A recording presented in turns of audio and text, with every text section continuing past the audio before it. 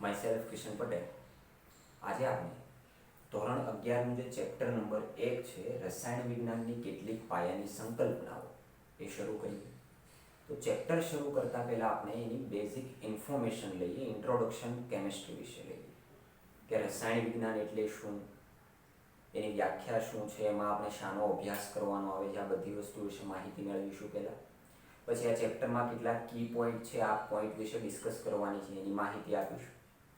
અને પછી કે આ ચેપ્ટર આપણી કોમ્પિટિટિવ એક્ઝામ લાઈક JEE નીટના પોઈન્ટ ઓફ વ્યૂથી શું ઇમ્પોર્ટન્સ ધરાવે છે એની પણ ડિસ્કસ કરીશું. તો સૌથી પહેલાં આપણે એ ડિસ્કસ કરીએ અહીંયા કે આ ચેપ્ટર જે છે એ JEE એક્ઝામ અને નીટ એક્ઝામના પોઈન્ટ ઓફ વ્યૂથી કેટલું વેઇટેજ ધરાવે છે, આ ચેપ્ટરમાંથી કેટલા ક્વેશ્ચન આવવાની સંભાવના છે. તો પહેલી વાત કરીએ આપણે નીટ એક્ઝામ માટે કે નીટ એક્ઝામમાં આ ચેપ્ટરમાંથી 2 થી 3 ક્વેશ્ચન આવવાની સંભાવના છે. 2 થી 3, 2 to 3 ક્વેશ્ચન. આપણે જાણીએ છીએ એમ કે નીટ એક્ઝામમાં એક ક્વેશ્ચનના 4 માર્ક્સ હોય, એટલે સપોઝ 2 ક્વેશ્ચન પૂછાય અથવા 3 પૂછાય તો 8 થી 12 માર્ક્સનું વેઇટેજ ધરાવે છે આ ચેપ્ટર. એટલે ચેપ્ટર ઇમ્પોર્ટન્ટ છે નીટના પોઈન્ટ ઓફ વ્યૂથી. પણ જરૂરી નથી કે 2 થી 3 આવે, કોઈ વાર 1 પણ આવે, કોઈ વાર 3 કરતાં વધારે 4 પણ આવે. એવરેજ એનાલિસિસ કરીએ આપણને તો 2 થી 3 ક્વેશ્ચન જોવા મળે છે આ ચેપ્ટરમાંથી. અને બીજું JEE એક્ઝામમાં પણ એવું જ છે કે JEE એક્ઝામમાં આ ચેપ્ટરમાંથી 1 થી 2 ક્વેશ્ચન જોવા મળે છે, 1 to 2 ક્વેશ્ચન. JEE એક્ઝામમાં પણ એક ક્વેશ્ચનના 4 માર્ક્સ હોય એટલે 4 થી 8 માર્ક્સનું ઇમ્પોર્ટન્સ થઈ ગયું. તો આ એવરેજ એનાલિસિસ છે, એવું નથી કે દર વખતે 1 જ આવે અથવા 2 આવે, કોઈ વાર 3 પણ આવી શકે ને કોઈ વાર 1 પણ ના આવે. પણ એવરેજ એનાલિસિસ એમ કહે છે કે JEE એક્ઝામમાં 1 થી 2 ક્વેશ્ચન આવે, JEE મેઇન્સ, JEE એડવાન્સનું કાંઈ ના કરી શકીએ. અને નીટ એક્ઝામમાં છે 2 થી 3 ક્વેશ્ચન આવે છે, બરાબર છે. તો આ કોમ્પિટિટિવ એક્ઝામના પોઈન્ટ ઓફ વ્યૂથી શું ઇમ્પોર્ટન્સ, શું વેઇટેજ, કેટલા ક્વેશ્ચન આવી શકે છે એની ડિસ્કસ કરીએ આપણે. હવે આગળ એ જોઈએ આપણે કે ભાઈ રસાયણ વિજ્ઞાન એટલે શું, એની વ્યાખ્યા શું છે, કોણે આપી હતી સૌથી પહેલા. તો આપણે અહીંયા રસાયણ વિજ્ઞાનની વ્યાખ્યા આપીએ તો વ્યાખ્યા આપણે એવી આપી શકીએ છીએ કે રસાયણ વિજ્ઞાન અણુઓ અને તેમના રૂપાંતરણનું વિજ્ઞાન છે. શું છે? રસાયણ વિજ્ઞાન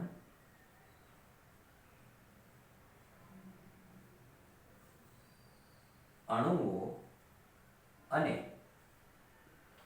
તેમના રૂપાંતરણનું વિજ્ઞાન છે. આવું સૌથી પહેલા કહેવા વાળો એક સાયન્ટિસ્ટ હતો, એનું નામ છે રોઆલ્ડ હોફમેન.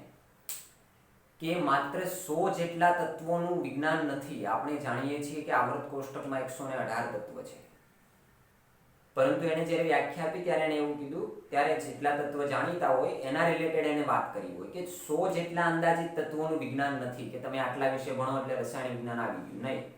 પરંતુ તેમના અણુઓ અને રૂપાંતરણનું વિજ્ઞાન છે, તેમાંથી બનતા વૈવિધ્યસભર અણુઓનું વિજ્ઞાન છે. જુદા જુદા પ્રકારના કાર્બનિક સંયોજન, અકાર્બનિક સંયોજનનું વિજ્ઞાન છે, એવું કીધું રોઆલ્ડ હોફમેન નામના સાયન્ટિસ્ટે. એનું નામ હતું રોઆલ્ડ હોફમેન. તો જો આપણે એનો ઇતિહાસ જાણીએ કે રસાયણ વિજ્ઞાનનો કોણે વ્યાખ્યા આપી તો થોડો ઇન્ટરેસ્ટ જાગે આપણને, એમાં ભણવાની વધારે મજા આવે. જો તમે ઇન્ટરેસ્ટ લેશો સબ્જેક્ટ ભણવામાં તો તમે આમાં પરફોર્મન્સ ખૂબ સારું કરી શકો છો. તો રસાયણ વિજ્ઞાન એટલે શું, એક તો આની વ્યાખ્યા આપી, તમે બીજું ઘણું સાંભળ્યું છે કે રસાયણ વિજ્ઞાન જે છે એ અણુઓ અને પરમાણુઓનું વિજ્ઞાન છે. આવું પણ તમે ઘણી જગ્યાએ સાંભળ્યું હશે. રસાયણ વિજ્ઞાન શું છે? અણુઓ અને પરમાણુનું વિજ્ઞાન છે. તો એનો મતલબ પણ એ જ થયો કે અણુ અને પરમાણુ એટલે શું, એની ડેફિનેશન શું થાય, એનું ઉદાહરણ શું, એ પણ આપણે જોઈશું. એમ તો બધા લોકો જાણે જ છે, 9મા 10મા ધોરણથી ભણી ગયા કે અણુ કોને કહેવાય, પરમાણુ કોને કહેવાય. તો પણ અહીંયા આપણે એકદમ બેઝિકથી લઈશું. એટલે જો તમને કોઈ પણ પ્રકારના એમાં ડાઉટ હોય તો એ વસ્તુ ક્લિયર થઈ જાય. બરાબર છે? ચાલો, તો રસાયણ વિજ્ઞાનમાં આપણે શાનો અભ્યાસ કરવાનો આવે છે? તો આપણે રસાયણ વિજ્ઞાનમાં અભ્યાસ કરવાનો આવે છે દ્રવ્યનું સંઘટન, એના ગુણધર્મો, એનું બંધારણ અને તેમાં થતી પારસ્પરિક ક્રિયા. પારસ્પરિક ક્રિયા. તો આ બધા વિશે તમે અભ્યાસ કરો. સંઘટન એટલે શું, બંધારણ એટલે શું, પારસ્પરિક ક્રિયા છે એ કેવી રીતે થાય, એનું સંઘટન, ગુણધર્મો, એ બધી વસ્તુ વિશે આપણે માહિતી ધીરે ધીરે મેળવીશું. બરાબર છે? તો એને આપણે રસાયણ વિજ્ઞાનની શાખામાં મૂકીએ છીએ. આપણે જાણીએ છીએ એમ વિજ્ઞાનની ઘણી બધી શાખાઓ છે. જીવ વિજ્ઞાન, ભૌતિક વિજ્ઞાન, રસાયણ વિજ્ઞાન, ભૂસ્તરીય વિજ્ઞાન. તો અલગ અલગ શાખા છે. એમાંથી આપણે રસાયણ વિજ્ઞાનમાં શાનો અભ્યાસ કરીએ છીએ? તો કે દ્રવ્યનું સંઘટન, ગુણધર્મ, બંધારણ અને પારસ્પરિક ક્રિયા, જે રાસાયણિક પ્રક્રિયા કરે છે, એનો અભ્યાસ કરીએ છીએ આપણે. બરાબર છે? તો બેઝિક ઇન્ફોર્મેશન થઈ ગઈ રસાયણ વિજ્ઞાનની. બીજી વસ્તુ આપણે આમાં એ જાણવાની કે રસાયણ વિજ્ઞાન જે છે એને મુખ્ય 3 પાર્ટ છે. રસાયણ વિજ્ઞાનના મુખ્ય 3 પાર્ટ છે. પહેલું એમાંથી આવે છે આપણું ફિઝિકલ કેમિસ્ટ્રી. Physical chemistry. બીજું આવે છે ઇનઓર્ગેનિક કેમિસ્ટ્રી. Inorganic chemistry. અને ત્રીજી શાખા એની છે ઓર્ગેનિક કેમિસ્ટ્રી. Organic chemistry. તો ફિઝિકલમાં શાનો અભ્યાસ કરવાનો આવે, ઇનઓર્ગેનિકમાં શાનો અભ્યાસ કરવામાં આવે અને ઓર્ગેનિકમાં શાનો અભ્યાસ કરવામાં આવે. આ બધી વસ્તુ વિશે આપણે ધીરે ધીરે જોઈશું. પણ આજનું આપણું જે ચેપ્ટર છે રસાયણ વિજ્ઞાનની કેટલીક પાયાની સંકલ્પનાઓ, ચેપ્ટર નંબર 1, આ આવે છે ફિઝિકલ કેમિસ્ટ્રીની બ્રાન્ચમાં. અને તમારે રસાયણ વિજ્ઞાનમાં જે પણ દાખલાઓ વાળા ચેપ્ટર હશે એ બધા જ કોના હશે? ફિઝિકલ કેમિસ્ટ્રીના હશે. બરાબર છે? તો અહીંયા આપણે આ ચેપ્ટરમાં કેટલાક કી પોઈન્ટ જોવાના છે. 10 પોઈન્ટ વિશે ડિસ્કસ કરવાની છે આ ચેપ્ટરમાં, કે આખું ચેપ્ટર આપણું આ 10 પોઈન્ટમાં કવર થશે. અને ઘણીવાર હું કહું છું એમ કે ભલે તમારે કોમ્પિટિટિવ એક્ઝામની ઘણા સ્પેશિયલ તૈયારી કરતા હોય છે, તો તમારે પહેલી એનસીઈઆરટી બુકના કોન્સેપ્ટ બધા જેટલા આપ્યા છે બધા ક્લિયર હોવા જોઈએ. તમે ક્લિયર કરશો એટલે તમારે બહારથી કોઈ પણ મટીરિયલ, કોઈ પણ વસ્તુ વાંચવાની ખૂબ ઓછી જરૂર પડશે જો આ બધી જ વસ્તુ ક્લિયર હશે તો. અને આમાં એક્સ્ટ્રા વસ્તુ પણ હું તમને જણાવતો જઈશ જે મારે કહેવાની હશે કે કોમ્પિટિટિવ એક્ઝામમાં આમાંથી ક્વેશ્ચન આવી શકે છે. આ એક્સ્ટ્રા થિયરી છે, આમાંથી આવા પ્રકારના એમસીક્યુ આવે છે. તો મુખ્ય આ 10 ટોપિક વિશે વાત કરવાની છે, કી પોઈન્ટ છે. એમાંથી પહેલું આપણું એ ટોપિક છે કે રસાયણ વિજ્ઞાનની અગત્ય. આપણો પહેલો ટોપિક છે રસાયણ વિજ્ઞાનની અગત્યતા શું છે આપણી ડેઈલી લાઈફમાં. તો જે પણ હું બોર્ડ વર્ક કરું છું આ તમે સ્ક્રીનશોટ લઈ લેજો, તમારી નોટમાં નોટ્સ કરતા જજો, એટલે જ્યારે પણ તમે થોડા દિવસ પછી વાંચવા બેસો તો એમાં કોઈ પણ પ્રકારના ડાઉટ ઓછા ક્રિએટ થાય. બરાબર છે?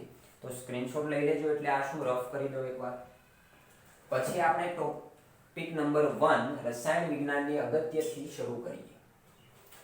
તો આપણો પહેલો ટોપિક જે છે રસાયણ વિજ્ઞાનની અગત્યતા છે કે આપણી ડેઈલી રૂટીન લાઈફમાં રસાયણ વિજ્ઞાન શું મહત્વ ધરાવે છે, એનું ઇમ્પોર્ટન્સ શું છે. તો પહેલો ટોપિક આપણે એ લઈએ કે રસાયણ વિજ્ઞાનની અગત્યતા, ઇમ્પોર્ટન્સ ઓફ કેમિસ્ટ્રી.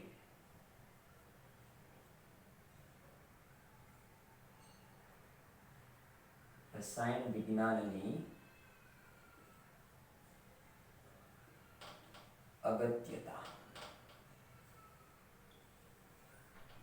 તો રસાયણ વિજ્ઞાનની અગત્યતા આપણે જાણવી છે તો તમે જ્યારે સવારથી ઉઠો અને સાંજે સૂઓ ત્યાં સુધી તમે ઘણા બધા રસાયણોના કોન્ટેક્ટમાં આવો છો. જેમ કે સપોઝ સવારે તમે ઉઠો એટલે સૌથી પહેલાં તમારું કામ હોય બ્રશ લેવાનું, દાંત સાફ કરવાનું, બરાબર? તો તમે જે બ્રશ લ્યો છો એ પોલિમરનું બનેલું છે. પોલિમર શું છે? એક રસાયણ છે જેનો અભ્યાસ આપણે રસાયણ વિજ્ઞાનમાં કરવાનો છે.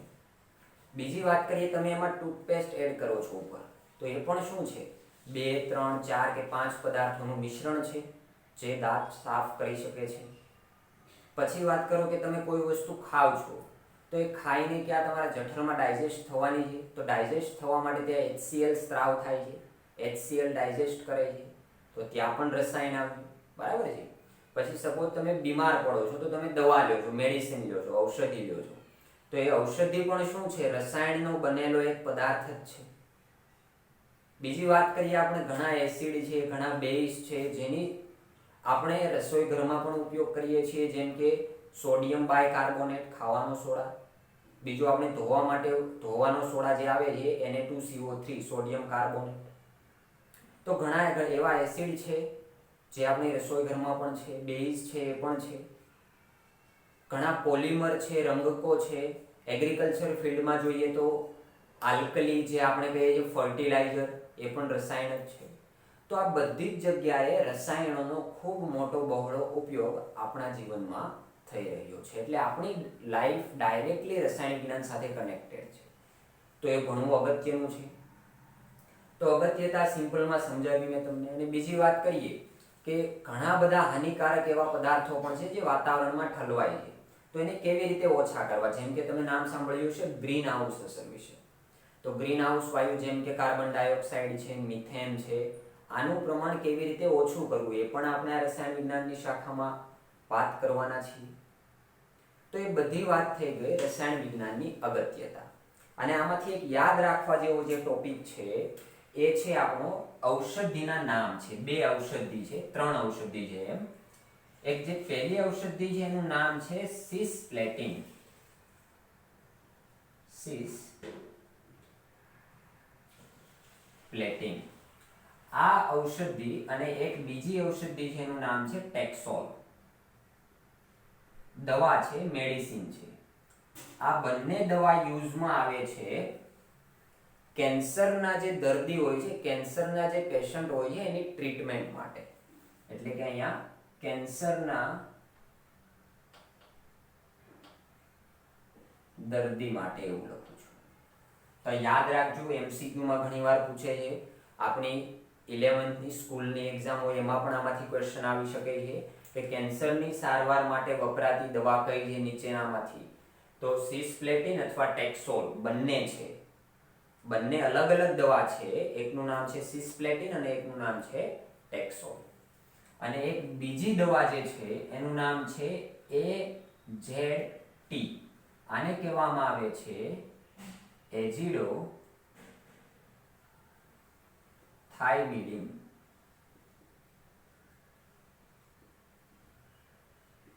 અને આ જે દવા છે એ ક્યાં યુઝમાં આવે છે? તો કે જે એઇડ્સના પેશન્ટ હોય એના માટે આ દવા યુઝમાં આવે છે. એટલે કે એઇડ્સના દર્દી માટે.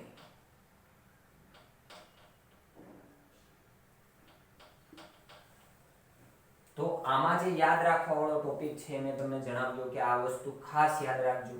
અને બીજું, આપણે NCERT બુકની લાઇન ટુ લાઇન વાંચવાની રાખવાની જો કોઈ કોમ્પિટિટિવ એક્ઝામ ક્રેક કરવા માંગતા હોય તો કેમેસ્ટ્રી માટે. NCERT માંથી કોઈ પણ ટોપિક છોડવાનો નહીં. તો તમે કોમ્પિટિટિવ એક્ઝામ જે છે એ સરળતાથી પાસ કરી શકો છો. હવે આ તો આપણે જોયું રસાયણ વિજ્ઞાનની અગત્યતા. તો આ ટોપિક કયો હતો? 1.1 ખૂબ ઇઝી, એકદમ ઇન્ટ્રોડક્શન પાર્ટ જ છે, બરાબર. હવે આપણે બીજો ટોપિક જોઈએ, એ છે દ્રવ્યનો સ્વભાવ. બીજો ટોપિક જે છે એનું નામ છે દ્રવ્યનો સ્વભાવ, 1.2 નંબરનો.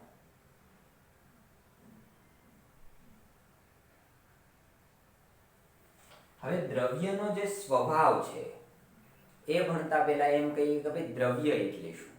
બધાને ખ્યાલ જ છે કે કોઈ પણ વસ્તુ જે દળ ધરાવે છે અને જગ્યા રોકે છે તેને શું કહેવાય?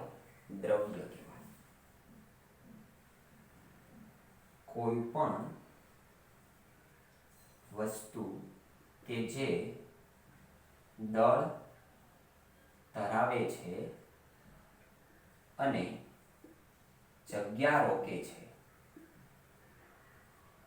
તેને દ્રવ્ય કહે છે. એટલે કે એને દળ પણ હોય ને જગ્યા પણ રોકે, દ્રવ્ય છે. ઉદાહરણ તરીકે મારા હાથમાં માર્કર છે, દ્રવ્ય છે. આ જે તમને બોર્ડ દેખાય છે, વ્હાઇટ બોર્ડ, એ પણ દ્રવ્ય છે. મારી આખી બોડી, તમારી બોડી, કોઈ પણ વસ્તુ તમે આજુબાજુમાં જે જોઈ શકો છો એ બધી જ વસ્તુ દ્રવ્ય છે. પછી એ ઘન હોય તોય ભલે, પ્રવાહી હોય તોય ભલે, અને વાયુ હોય તોય ભલે. વાયુ તો આપણે જોઈ નથી શકતા, તો એ પણ દ્રવ્ય છે. ઓક્સિજન વાયુ, હાઇડ્રોજન વાયુ, નાઇટ્રોજન વાયુ, બધી જ વસ્તુ દ્રવ્યની બનેલી છે. એટલે જેને દળ હોય અને જગ્યા રોકે એને શું કહેવાય? દ્રવ્ય. ઉદાહરણ તરીકે તમે જે જોઈ શકો છો એ પણ, અને જે નથી જોઈ શકતા જેમ કે વાયુ, એ પણ દ્રવ્ય છે. તો આ આપણે વાત કરી કોની? કે દ્રવ્ય કોને કહેવાય. હવે દ્રવ્યનું વર્ગીકરણ જોઈએ આમાં, કે દ્રવ્યનું વર્ગીકરણ મુખ્ય બે પ્રકારે કરી શકાય છે. દ્રવ્યનું વર્ગીકરણ છે એ મુખ્ય બે પ્રકારે કરી શકાય છે. એની ભૌતિક અવસ્થાને આધારે, ભૌતિક અવસ્થાના આધારે, અને બીજું વર્ગીકરણ કરી શકાય છે રાસાયણિક અવસ્થાને આધારે. રાસાયણિક અવસ્થાના આધારે. તો ભૌતિક અવસ્થાના આધારે કેવી રીતે વર્ગીકરણ કરી શકીએ છીએ, રાસાયણિક અવસ્થાને આધારે કેવી રીતે વર્ગીકરણ કરી શકીએ છીએ, બંને વારાફરતી જોઈએ. તો સૌથી પહેલા આપણે જોઈએ ભૌતિક અવસ્થાના આધારે તેનું વર્ગીકરણ. તો એ કરતા પહેલાનો સ્ક્રીનશોટ લઈ લેજો, કારણ કે તમારે નોટબુકમાં કોપી કરવાનું છે. હવે આપણે અહીંયા રફ કરી દઉં છું, અને દ્રવ્યનું વર્ગીકરણ વારાફરતી આપણે ભણીએ, એકવાર ભૌતિક અવસ્થાને આધારે ને એકવાર રાસાયણિક અવસ્થાને આધારે. એમ તમને ખ્યાલ જ છે, ભણી ગયા છો તો પણ અહીંયા આપણો આ જે ટોપિક છે એકદમ બેઝિકથી શરૂઆત કરીશું, એટલે કોઈ પણ પ્રકારના તમને અહીંયા ડાઉટ રહેશે નહીં.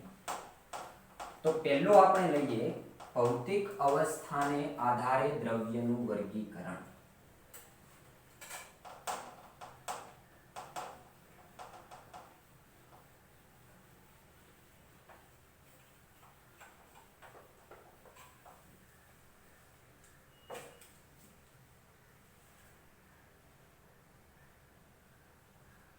ભૌતિક અવસ્થાને આધારે દ્રવ્યનું વર્ગીકરણ.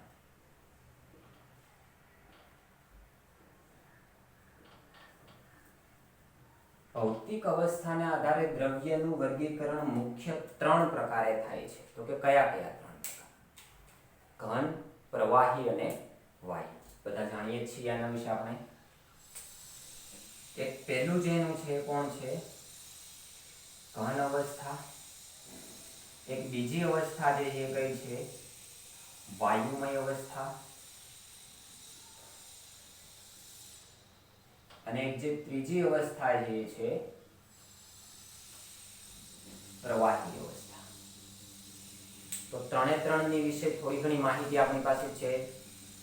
કે ઘનમાં જે દ્રવ્યના ઘટક કણ હોય છે, જેનાથી ઘન બનેલો છે, પરમાણુ અથવા અણુ વડે બનેલો છે, એમાં ઘટક કણોની ગોઠવણી કેવી હોય છે?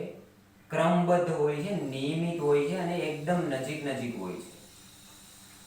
એકબીજાની કેવી હોય છે? એકદમ નજીક નજીક, 3 ડાયમેન્શનલમાં અરેન્જમેન્ટ હોય છે. એટલે અહીંયા જે એના ઘટક કણ છે એ ફરી શકવાના નથી, હરી ફરી શકતા નથી, કારણ કે એકબીજા સાથે પ્રબળ આકર્ષણ બળ વડે જોડાયેલા છે. બીજું જો વાયુ. તો વાયુમાં આપણે વાત કરીએ કોઈ બીકરમાં ભરી દઉં એને, અથવા તો કોઈ પાત્રમાં ભરી દઉં વાયુને. સપોઝ અમારી પાસે એક પાત્ર છે,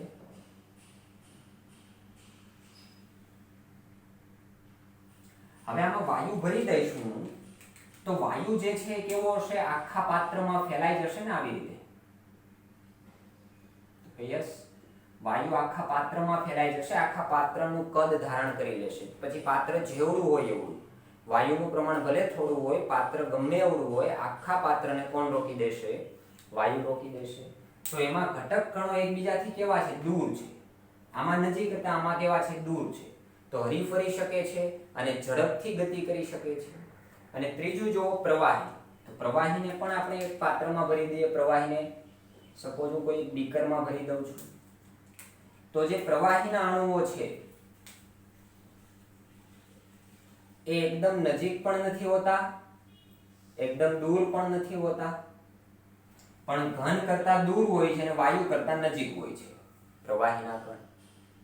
તો જે પ્રવાહીના કણો છે હેરફેર તો કરી શકે છે, પણ વાયુના કણો જેટલી હેરફેર કરી શકતા નથી, પણ ઘન કરતા તો વધુ હેરફેર કરી શકે છે. હવે આપણે આના લાક્ષણિક ગુણધર્મો જોઈએ કે ઘનના ગુણધર્મ શું છે, પ્રવાહીના ગુણધર્મ શું છે, વાયુના ગુણધર્મ શું છે. તો જે ઘન પદાર્થ છે આપણે જાણીએ છીએ એમ એને ચોક્કસ કદ હોય છે, ચોક્કસ કદ અને આકાર. જ્યારે પ્રવાહીને ચોક્કસ કદ આકાર કદ તો હોય છે પણ ચોક્કસ આકાર હોતો નથી. પ્રવાહીને ચોક્કસ કદ હોય છે પણ આકાર નથી. જે પાત્રમાં તમે પ્રવાહીને ભરશો એ પાત્રનો આકાર ધારણ કરી લેશે. બરાબર છે? ચાલો. અને જે વાયુને ચોક્કસ કદ પણ નથી અને ચોક્કસ આકાર પણ નથી. તમે જેવડા પાત્રમાં વાયુને મૂકશો એ બધા જ પાત્રનું કદ એ વાયુ ધારણ કરી લેશે. ઉદાહરણ તરીકે અમારી પાસે એક રૂમ છે, આને હું શું કરું છું, એક વેક્યુમ કરી દઉં, આમાંથી બધો જ વાયુ બહાર કાઢી લઉં અને આમાંથી ક્યાંયથી પણ વાયુ દાખલ થતો નથી, એટલે વાયુનો એક પણ કણ આમાં નહીં હોય. હવે હું દરવાજેથી થોડો અમથો વાયુ શું કરું છું, રૂમમાં દાખલ કરું છું, 5 ગ્રામ જેટલો. અને આ રૂમનું કદ તમે માની લો કે 10 લીટર છે, કદને આપણે લીટરમાં માનીએ છીએ. બરાબર છે? તો આ રૂમનું કદ સપોઝ 10 લીટરમાં છે, તો મેં 5 ગ્રામ જે વાયુ નાખ્યો તો દાખલ કર્યો ને રૂમના દરવાજેથી, એ 10 લીટરમાં ફેલાઈ જશે. અને સપોઝ આ રૂમનું કદ 10 લીટરની જગ્યાએ 100 લીટર હોત તો પણ એ 5 ગ્રામ વાયુ 100 લીટરમાં ફેલાઈ જવાનો હતો. એટલે એને ચોક્કસ કદ પણ નથી, ચોક્કસ આકાર પણ નથી. તો આ વાયુનું શું થઈ ગયું કહેવાશે, એના ગુણધર્મ વાયુના, પ્રવાહીના અને ઘનના ગુણધર્મ છે. બરાબર છે? એના લાક્ષણિક ગુણધર્મ. તો ભૌતિક સ્થિતિને આધારે આપણે દ્રવ્યનું વર્ગીકરણ જોઈ લીધું. હવે નેક્સ્ટ જે આવે છે એ છે રાસાયણિક સ્થિતિને આધારે દ્રવ્યનું વર્ગીકરણ.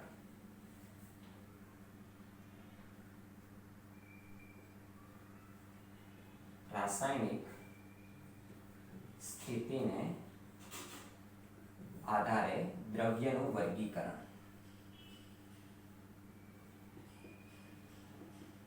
હવે રાસાયણિક સ્થિતિને આધારે દ્રવ્યનું વર્ગીકરણ મુખ્ય 2 પ્રકારે થાય છે. કયા કયા 2 પ્રકાર? તો કે દ્રવ્યનું વર્ગીકરણ મુખ્ય 2 પ્રકાર છે. એક છે મિશ્રણ અને બીજું છે શુદ્ધ પદાર્થો. મિશ્રણનું પણ વધુ 2 પ્રકારે વર્ગીકરણ થાય છે, સમાંગ મિશ્રણ અને બીજું છે વિષમાંગ મિશ્રણ. શુદ્ધ પદાર્થોનું વર્ગીકરણ પણ 2 પ્રકારે થાય છે, તત્વ અને સંયોજન. તો સૌથી પહેલા આપણે દ્રવ્યનું વર્ગીકરણ મિશ્રણ એટલે શું, એમાં સમાંગ એટલે શું અને વિષમાંગ એટલે શું ભણીએ. પછી જોઈએ શુદ્ધ પદાર્થોમાં તત્વ અને સંયોજન એટલે શું. તો પહેલું જોઈએ કે મિશ્રણ કોને કહેવાય. તો આપણી આજુબાજુ રહેલા લગભગ બધા જ પદાર્થો શું છે, મિશ્રણ ધરાવે છે. જેમ કે તમે ચા પીતા હશો બધા, ચા શું છે, એક મિશ્રણ છે. હવે સમાંગ છે કે વિષમાંગ એની ડિસ્કસ પછી કરીએ, પણ મિશ્રણ એટલે શું, 2 અથવા 2 કરતા વધુ પદાર્થો જ્યારે ભેળવવામાં આવે છે એને જ આપણે શું કહીએ છીએ, મિશ્રણ કહીએ છીએ. બરાબર છે? જેમ કે ખાંડને પાણીમાં નાખી દઉં, મીઠાને પાણીમાં નાખી દઉં, કોઈ પણ વસ્તુ તમે લેશો, હવા આપણી વાતાવરણ છે એ પણ મિશ્રણ છે. તો આ બધી વસ્તુ શું છે, મિશ્રણ છે. કેમ વાતાવરણ મિશ્રણ? જો એમાં ઓક્સિજન વાયુ છે, નાઇટ્રોજન વાયુ છે, હાઇડ્રોજન વાયુ છે, કાર્બન ડાયોક્સાઇડ વાયુ છે, તો એ ઘણા બધા વાયુઓનું મિશ્રણ છે. તો એને આપણે મિશ્રણ તરીકે ઓળખીએ છીએ. હવે મિશ્રણમાં 2 પ્રકાર છે, સમાંગ મિશ્રણ અને વિષમાંગ મિશ્રણ. તો પહેલું આપણે લઈએ સમાંગ મિશ્રણ.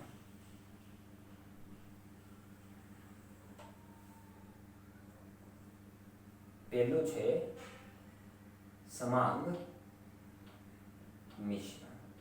નામ ઉપરથી ખ્યાલ આવશે સમાંગ એટલે શું કે એકરૂપ રીતે ભળી જાય એવા મિશ્રણને સમાંગ મિશ્રણ કહે છે.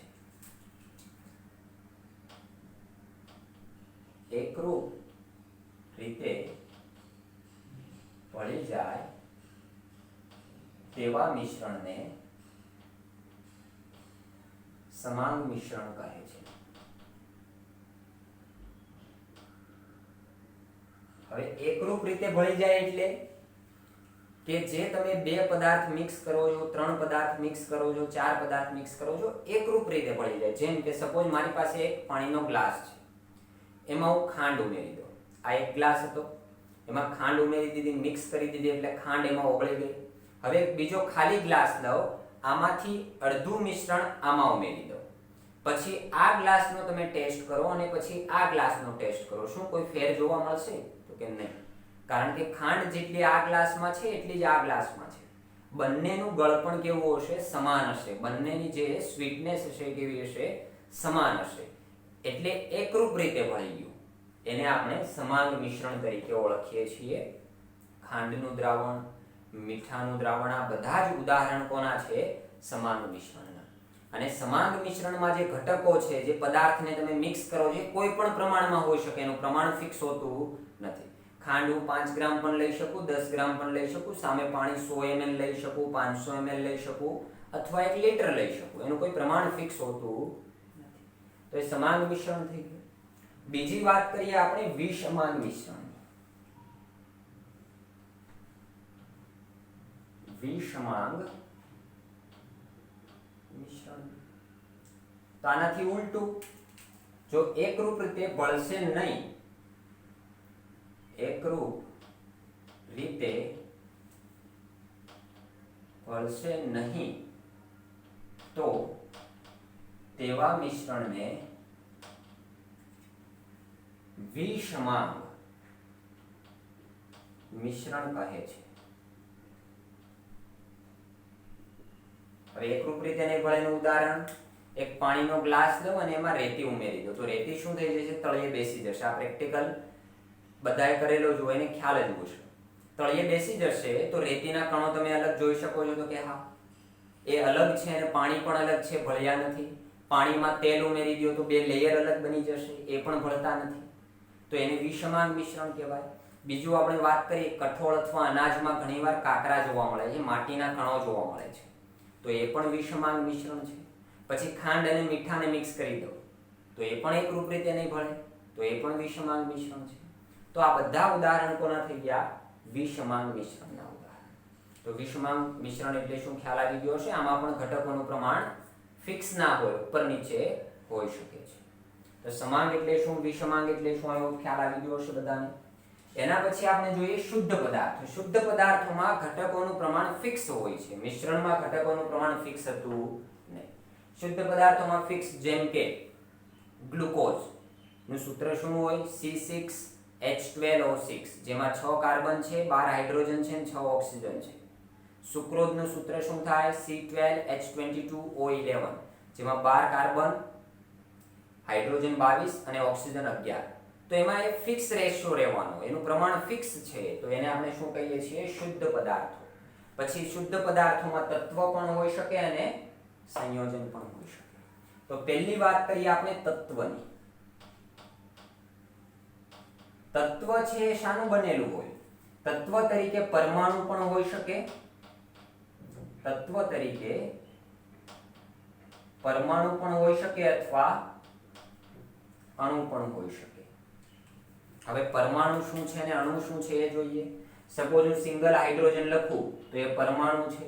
સપોઝ હું કોપર ધાતુ લખું, એલ્યુમિનિયમ ધાતુ લખું, એફી ધાતુ લખું, કોઈ પણ સિંગલ ફોર્મમાં છે, નાઇટ્રોજન છે, ઓક્સિજન છે, કોઈ પણ વસ્તુ છે, તો આને આપણે શું કહેવાય? પરમાણુ કહેવાય. પણ હું એમ કહું હાઇડ્રોજન વાયુ, તો તમે શું લખવાના? H2 લખવાના. ઓક્સિજન વાયુ કહું તો શું લખવાના? O2 લખવાના. નાઇટ્રોજન વાયુ એટલે N2 લખવાના. બરાબર. તો એક જ પ્રકારના તત્વ, એક કરતા વધુ, 2 હાઇડ્રોજન, 2 ઓક્સિજન, 2 નાઇટ્રોજન, હું ઓઝોન કહું તો તમે શું લખવાના? O3 લખવાના. મતલબ એક જ પ્રકારના 3 તત્વ, એક જ પ્રકારના 2, અહીંયા એક જ પ્રકારના 2, તો આને આપણે અણુ તરીકે ઓળખીએ છીએ. એક જ પ્રકારના તત્વ એક કરતા વધુ જોડાય તો એને આપણે અણુ કહેવાય, અને તત્વ જો સિંગલ ફોર્મમાં હશે તો એને શું કહેવાય? પરમાણુ. પછી પરમાણુ હોય તોય ભલે અને અણુ હોય તોય ભલે, આપણે એને નોર્મલી શું કહીએ છીએ? તત્વ તરીકે ઓળખીએ છીએ. બરાબર છે?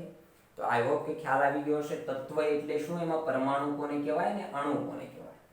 એના પછી ચોથી વ્યાખ્યા અને છેલ્લી વ્યાખ્યા જે છે એ છે આપણું સંયોજન.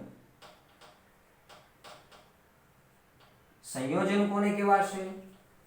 તો કે સંયોજન એક કરતા વધુ જુદા જુદા પ્રકારના તત્વોથી બને છે. જુદા જુદા તત્વોથી બનતા પદાર્થને સંયોજન કહે છે. જેમ કે H2O, તો એમાં 2 હાઇડ્રોજન છે, 1 ઓક્સિજન છે. 2 હાઇડ્રોજન અને 1 ઓક્સિજન, તો ટોટલ તત્વ 3 થયા. તો એ 2 જુદા જુદા પ્રકારના છે, એક પ્રકાર હાઇડ્રોજન થયો અને એક પ્રકાર ઓક્સિજન થયો, તો આને કહેવાય સંયોજન. જેમ કે કાર્બન ડાયોક્સાઇડ, જેમાં 2 ઓક્સિજન 1 કાર્બન, તો 2 જુદા જુદા પ્રકારના તત્વ, ટોટલ તત્વ 3 પણ પ્રકાર 2, એક ઓક્સિજન ને એક કાર્બન. કાર્બન મોનોક્સાઇડ કહું તો એ પણ સંયોજન છે. ગ્લુકોઝ કહું તો C6H12O6, આ પણ કેવું છે? સંયોજન છે. તો આ બધા જ કોના ઉદાહરણ છે? સંયોજન. જ્યારે 2 જુદા જુદા પ્રકારના તત્વોથી સંયોજન બને છે ત્યારે એ મૂળ તત્વના ગુણધર્મ ગુમાવી દે છે અને નવા જ ગુણધર્મ પ્રાપ્ત કરે છે. જેમ કે અહીંયા આપણે વાત કરીએ H2O. H2O કોનાથી બનેલો? હાઇડ્રોજન વાયુ અને ઓક્સિજન વાયુ. તો હાઇડ્રોજન વાયુનો ગુણધર્મ શું છે? ધડાકા સાથે સળગવાનો. અને ઓક્સિજન વાયુનો ગુણધર્મ તો કે એ સળગવામાં મદદ કરે. પણ એ બંનેથી જે બને છે કોણ બને છે? પાણી. આ તો અગ્નિશામક છે. ત્યાં બ્લાસ્ટ થવો જોઈએ, એના બદલે આ તો અગ્નિશામક છે. તો તત્વના મૂળ ગુણધર્મ ગુમાવી અને નવા જ ગુણધર્મ પ્રાપ્ત કરે એ પદાર્થને આપણે શું કહીએ છીએ? સંયોજન તરીકે ઓળખીએ છીએ.